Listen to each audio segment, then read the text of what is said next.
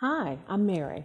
We have another great episode for you today. I am going to be talking with Vijay Kowtha. He is the club coach for the Robotics Club, and there's a lot of rich history that he's going to share with us and just give us some of the upcoming events that they have coming on. He's brought a few guests with him who are going to even give you a lot more information about this club that we all support and love in this community.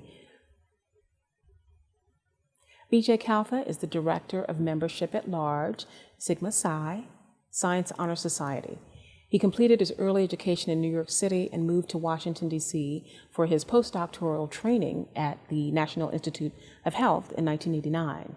He has been doing K through 20 outreach since graduate school in 1985. He was the parent-teacher student president at Eleanor Roosevelt High School in 2007 through 2010 and taught zero-period engineering at the school. It is such a pleasure to have you here today. The pleasure is all mine. Thank you for allowing us. You're very welcome. How are you? Good. You know, I see you brought a lot of information and you brought some really great guests, and you want to talk about the club that you're so passionate about. Sure. You are the coach for the Team Illusion 4464. It used to be in Greenbelt at the Eleanor Roosevelt High School as Area 53, and Team Illusion then was disbanded. And we used the name because they won the national championship in 2001, and we moved it to a new makerspace in Lanham, and we were there from 2012 to 2016, and now we have a new abode in Greenbelt thanks to Beltway Plaza Mall next to TJ Maxx, where we meet Monday, Wednesday and Friday, and we want to bring back the glory of Team Illusion at Roosevelt. Absolutely, absolutely, and you should. I mean, I have a nephew who used to be a member of the club, and the club inspired him to continue doing science research. Now he's a undergraduate at Penn State doing aerospace engineering. So I want to get back to the history a bit. Yes. As a member of Sigma Psi and the Washington Academy of Sciences, I never met this person, but I heard a lot about him. So when I dug through as a volunteer historian, I found William Albert Zisman, the picture on the back side here. Okay. Mr. Zisman grew up in DC, went to McKinley High, and he said there weren't enough hours in a day to enjoy science in the school. And when he was in there was depression, and in the World War I, there were a lot of Hokies. They were moved to Anacostia. So he said, I'm going to make a difference. So he got his graduate training, came back to DC, but didn't have a job. So he married a woman who was in the USDA, and they co-founded and worked together without salary. Wow. To build the city of Greenbelt in the 1930s. He then worked on science in the evenings and had patents and passionately advanced science, and had about 250 students over his time. Really? Who'd done very well in science and engineering. Amazing. So we had when we opened our Beltway Plaza Mall, we had a science cafe lecture given by a 94-year-old gentleman. Oh my. About what the accomplishments of Bill Zisman were. One of them was one of his students, Elaine Shafran, who was part of the Washington Academy of Sciences. He brought her from World War II days by telling the parents that she is an amazing young lady and she has so much to give. And what did Elaine do when she came back? She promoted Washington area science fairs. And you'll be hearing a little bit about our three guests. One is Paul. Paul was a recipient. He was a science student in the DC area in the 60s. And Elaine was there to help them, guide him to what he is now. And Paul has done amazing things, as you will be hearing from now. I can't wait to speak to him. Thank you for inviting him to the show. Good. So along the way, in the 70s, this concept of science promotion and doing capstone research, that is where students are given a year off from school to do science the way it should be, with a mentor who could spend hours with the student. That has happened, and students over at Roosevelt from the 70s have done very well in their after-school activities and also in the capstone research. We want to recapture that. Right.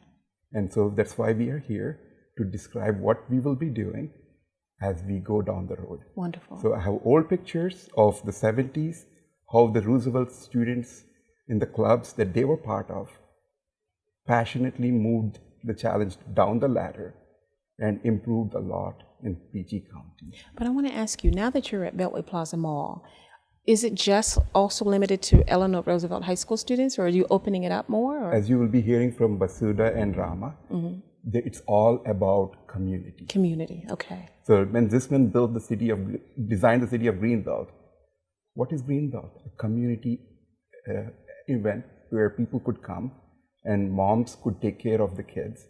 The whole community would take care of it. That's the idea.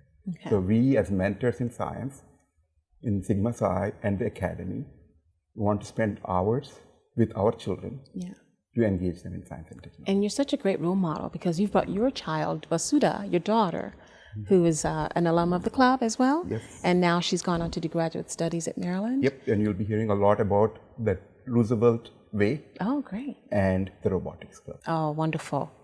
So, ladies and gentlemen, please stay tuned as we get ready to speak with Vasudha, who's going to be giving us some more information about what they have coming up with the Greenbelt Robotics Club, Team Illusion.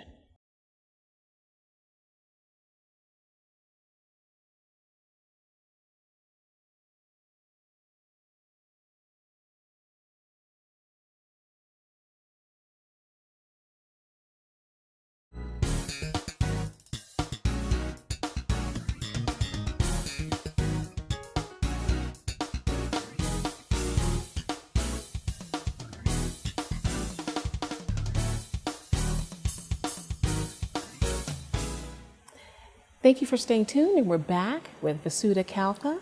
She's a graduate student at the University of Maryland in the Institute for Systems Research, and her area of research is speech signal processing.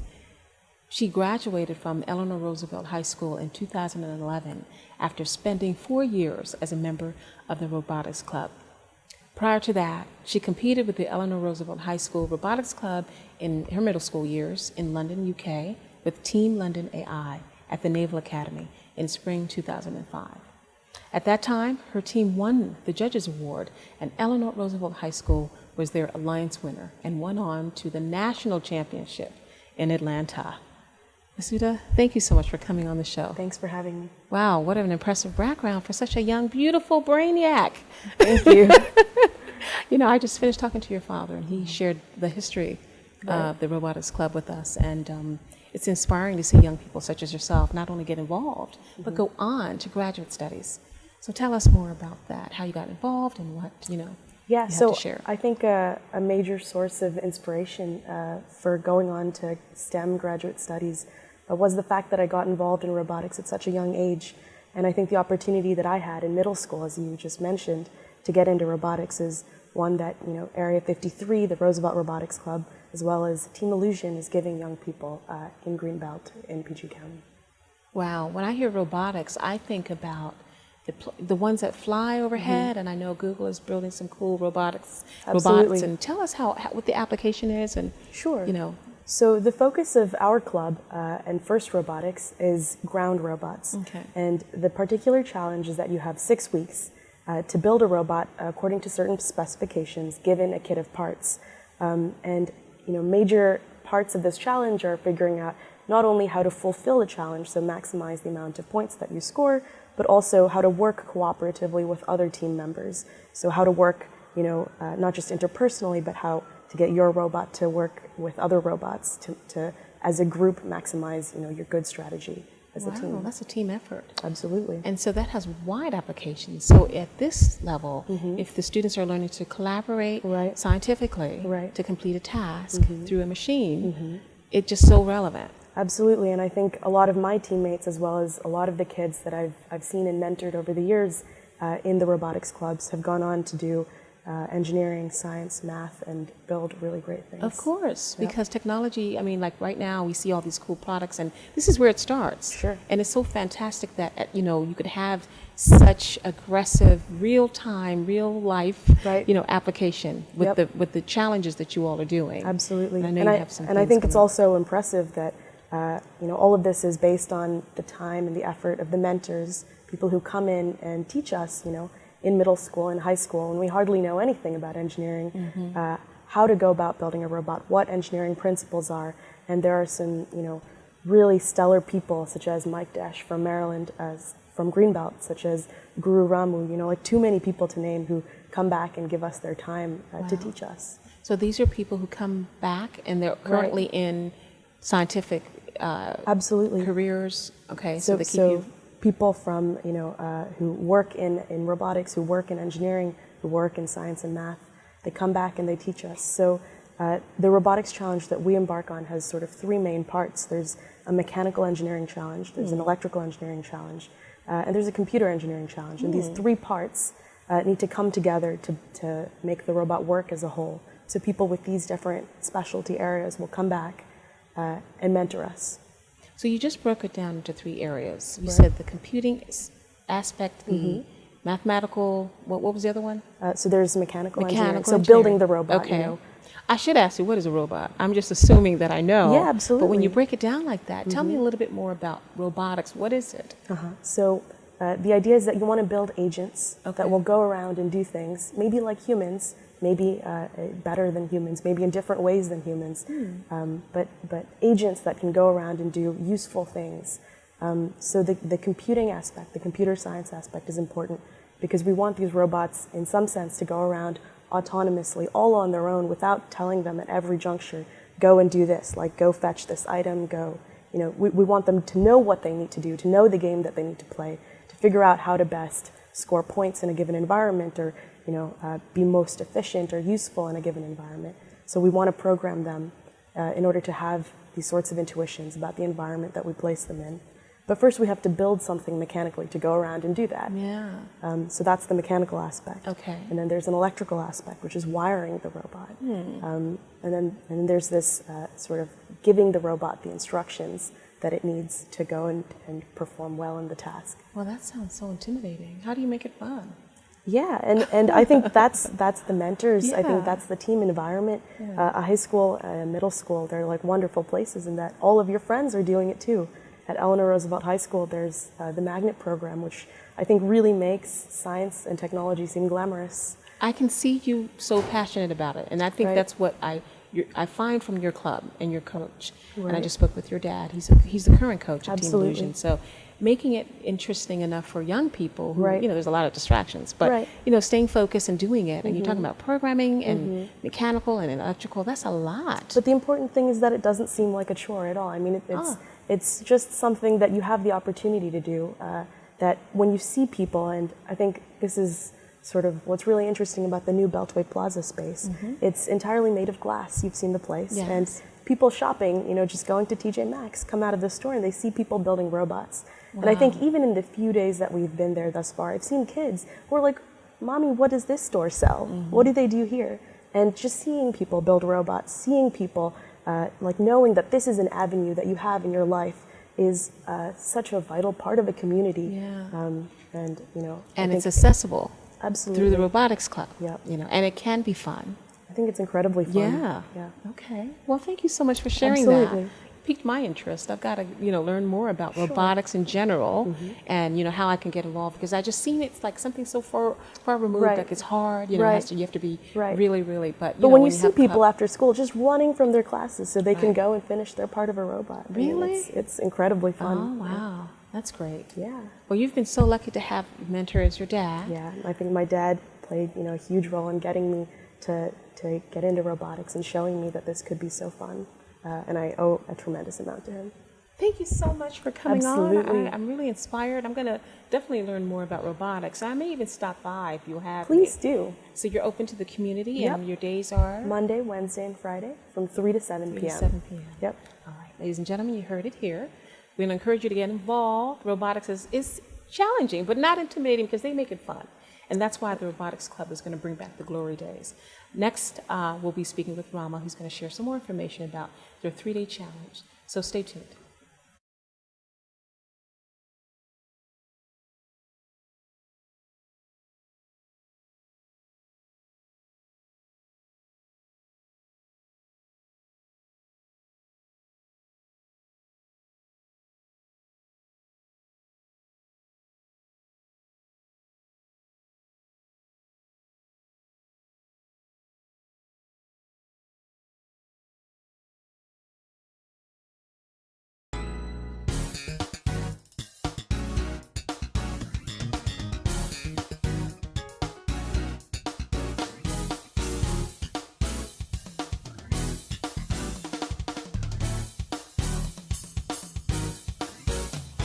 And we're back. Thank you for staying tuned.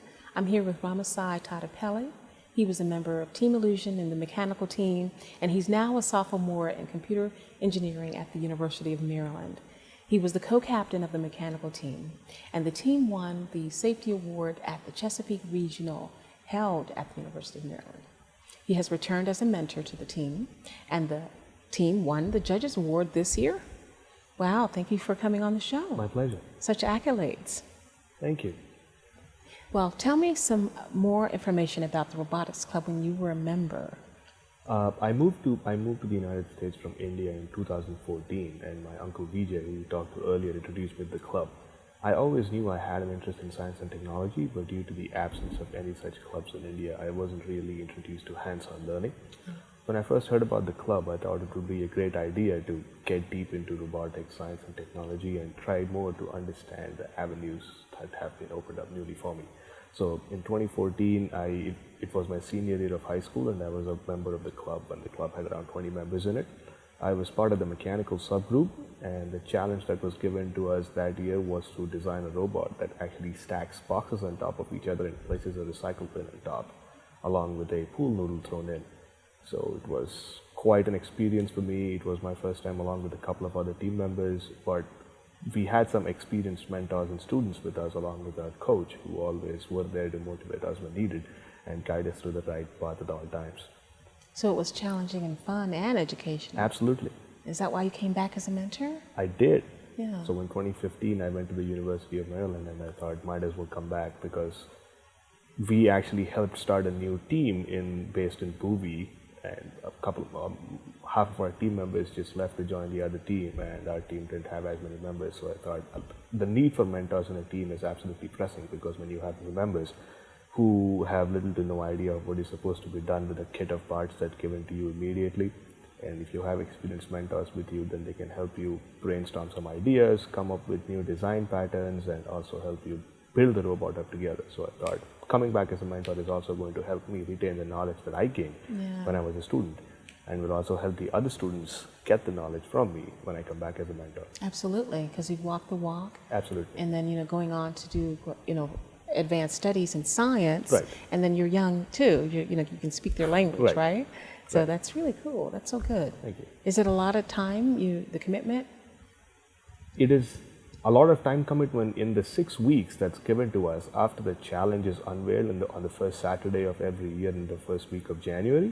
But after that, in the pre-season times or when the competition is taking place, it's not that much of a time commitment, surprisingly. Okay. So the 6 weeks is when it's crunch time and everybody comes together, spends long hours at the place where we actually build the robot and gets work done as soon as possible, because we have trial runs and whatnot after that. So tell us about the future, of the club and what you have coming. I keep hearing about the 3-day challenge. What's that? So when the challenge is first unveiled, everyone in the group comes together and discusses how the robot should be designed, or what are the constraints that have to be kept in mind, while we come up with a solid plan for the next 6 weeks to find out what we actually will be working on. So for all of this, there are some experienced teams throughout the country that have been doing this challenge for 15 plus years and have come up with a brilliant idea of creating some YouTube videos to post them in the first 72 hours after the challenge has been unveiled. So a group of mentors and students come together, mostly mentors, who just design the robot completely from scratch and build it in a period of 72 hours that's fully functional and finishes the challenge in the given time period. And they make a video log out of this, they make complete working videos of the robot, and they post it on YouTube. So our idea was to bring this concept to the Northeast side, because no one has experimented with it yet. We thought we might be the first people to do it. And also, since Illusion has been the national champion before, as you said, the future plan is just to bring the 3-day build concept to this part of the country, and also to bring together all the old members of Illusion in Area 53, which was the Roosevelt's team, together, and do something in 72 hours that will inspire all the kids who are walking down Beltway Plaza with their parents, or whether they are walking down with their friends, to come and see what we are doing, so that they also can be excited and motivated to get into science and STEM and join the club, make it a big family, branch out into more teams. Yeah, that's very exciting and quite ambitious. It is. I'm wearing an Illusion shirt right now that has been our sponsor that has been our main shirt for the past 3 years. and we hope to continue the team legacy further, go on to win the World Championship again, and make it more expansive with a lot more students coming in. Well, good luck to you. I have a lot of confidence that you're going to complete that task successfully. Thank you very much. I hope so. Yeah, with brilliant young mentors like you and the coaches and all the people that we've had on the show today, I know the future of the club is strong. Everyone comes together to support the team. We absolutely will. Thank you so much for coming on. My pleasure. It was an interesting conversation. Absolutely. We would definitely check back and to see how your challenge went. Looking forward to it. And love to have you all back. Thank you. Ladies and gentlemen, stay tuned. We'll be back with our next guest who's going to be talking about the future of Team Illusion.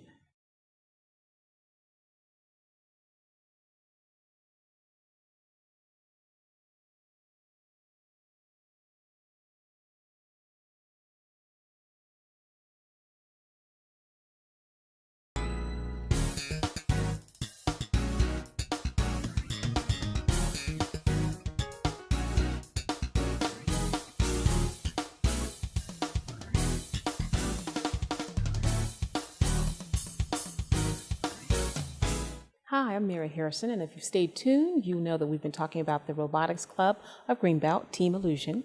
We had on their coach and mentor, and some of the mentors who were members of the club and, have gone on to graduate studies and have come back for the love of science and what the club has inspired in them to continue on in research. But now we do have another guest who's going to really be talking about the future of science for to support the STEM education projects, and also some of the wonderful things that he's doing at the Washington Academy of Sciences. So please help me welcome Paul Armisen to the show. Hi, Paul. Thank you. Thank you. Yes, the Washington Academy of Sciences represents affiliated societies all around the country, but we are focused on the Washington area, metropolitan area. And so we do projects to recognize scientists. We have a spring banquet that recognizes a lot of local scientists. Of course, as you know, there's been many Nobel Prize winners that have come out of the Washington, D.C. area. Yes. We also do a lot of work with science fairs. I got my inspiration when I was working in a science fair in high school, and it gave a focus to my scientific interest, and we built projects and got recognition for that very early on. And I was proud of my Washington Junior Academy of Sciences certificate, and I put it on the wall in my room. So we still do science fair judging in this area. And so we're currently involved in plans for the judging of the Blair Magnet High School Science Fair, which will be coming up next week. Okay. And we are excited about some of the bright students that we're going to be seeing at that event. So we also are partnering with Team Illusion and the robotics folks that you've been talking about. These robotics, I got interested in this, I got intrigued because, for example, these robots are controlled by little computers. And there's little small computers about the size of a deck of cards called a Raspberry Pi or an Arduino. And they are, the Raspberry Pi is a full functioning computer, and it costs less than $20. Wow. And so these things are breakthroughs that can affect children all over the world to open up science education opportunities for new careers. So as part of the Washington Academy of Sciences, we're very interested in encouraging science education, and particularly for these young students going into the future careers. A lot of these concepts and robotics and drones and 3D printing, a lot of these things didn't exist when I was a kid in high school. But now these things can actually be built by kids in these little project rooms that they develop. For example, at the one that we're just starting up at Beltway Plaza Mall. And that's open to the public.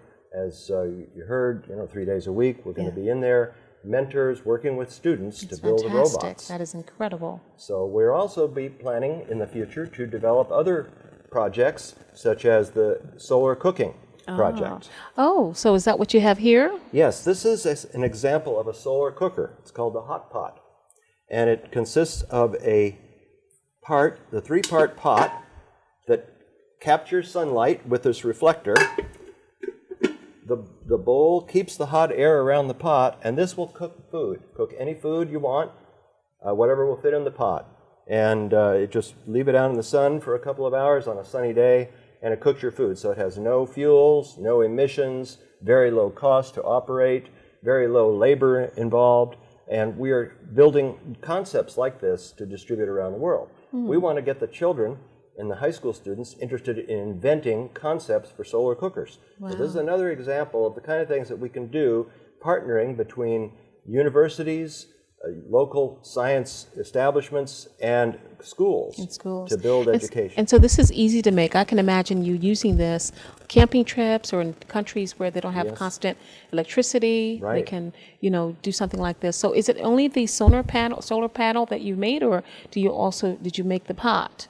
These can be made out of local materials. For example, I was in India back last July, and I was at a compound up in North India, and I didn't bring any materials with me, but from local materials around the area, I found some cardboard, some shiny plastic film, and some wire, and I put together a reflector, and then I got a little aluminum pot, painted it black, and we were able to cook a pot of rice in the sun. I'm sure they were amazed. With nothing but basically local trash and found materials. Wow. That's the kind of thing that gets kids inspired to do science, Right. showing them how they can take simple things that they can find around that's accessible to them and create something of function, Right. and I know that's how I got inspired. I actually have a background in science as well, but it was from these, experiments and all the things that, my mentors showed me to make them useful in everyday now. Right. Are you going to be involved in the 3-day challenge? I'm going to be observing. Okay. I'm pretty new at robotics, but I was over there at the Beltway Plaza Mall, and one of their mentors, Steve, had his robot there. It was just, to me, it looked like just a kind of pile of junk on the floor with wires coming out of it and everything. And then Steve pulled his little smartphone out of his pocket, pushed a few buttons, and the thing started to move. Wow. And it went rolling around and trying to pick up the objects. You see? So it's changing. This is like computers 2.0, starting all over again with these new concepts that can move and manipulate things and can do many practical things in the world. So that's exciting. Well, thank you so much for coming on. And I will definitely share more information about, the Washington Academy of Sciences and also the Robotics Club and how you all are collaborating and how other people can get involved. Would that be helpful? Thank you very much. Yes, yes. Ladies and gentlemen, thank you so much. That was our show. And you can always tune back and watch more interesting guests and all their projects and plans and initiatives right here. These are people in the community doing great things. Hopefully you've been encouraged and inspired to get involved in science and also get involved with the Robotics Club. They could definitely use your support. We're going to share more information on our website, www.themaryharrisonshow.com. Thanks for staying tuned. Stay well.